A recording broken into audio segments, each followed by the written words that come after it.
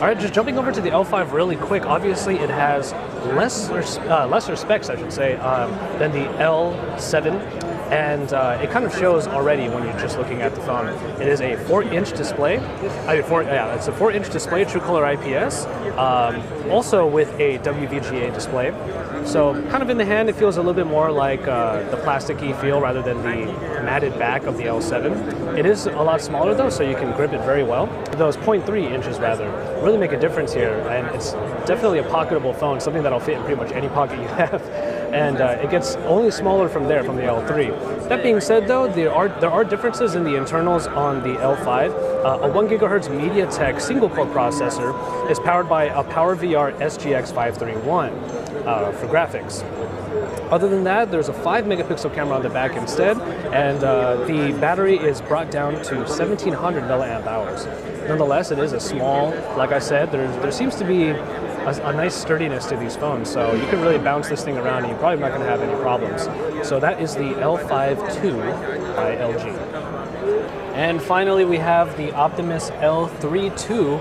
This is a bit of a special version of it though, and I wanted to make sure to cover this one. The L5 and the L3 II do have versions that are dual SIM capable. There's actually a button right here to be able to switch between the two SIMs.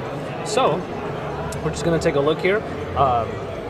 First of all, obviously, we're dealing with a very small 3.2-inch display. Again, an IPS display, just like the other two, and it's very small. This one has the matted back, so I'm not too sure what happened with the L5. But anyway, it feels really small in the hand. There's no other way to say it. But nonetheless, it does still feel sturdy, just like the other two phones. And to be honest, one of the nice things about this phone is the fact that the performance actually seems to be quite good. It always keeps going back to the movie there. So you are getting Jelly Bean 4.1 on all of these devices, so that Project Butter is definitely showing here. It's all buttery smooth, still really nice. I could see this being a pretty popular phone with people who actually really like just small displays. They're not looking for anything too special out of their phones, they just want it to work. This is definitely a device that just works. That being said, underneath the screen there is a 1 gigahertz single-core MediaTek processor, just like in the L5. A 3 megapixel camera this time, so 3 and then 5 on the 5. And there is a micro SD card slot in here, so this is able to have expandable memory.